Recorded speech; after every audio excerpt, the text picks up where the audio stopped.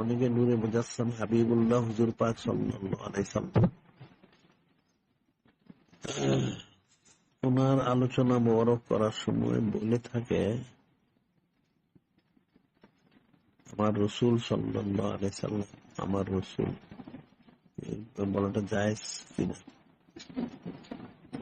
এখন আমার রসুল সাল্লাল্লাহু আলাইহি ওয়াসাল্লাম পুরোটাই পড়ো, শুধু রসুল না বলতে পারবে, অসুবিধার কাছে আমার বা আমাদের বা যিনি খালিক যিনি মালিক আল্লাহ ওনার রসুল সাল্লাল্লাহু আলাইহি সাল্লাম সবটাই বলা যায়।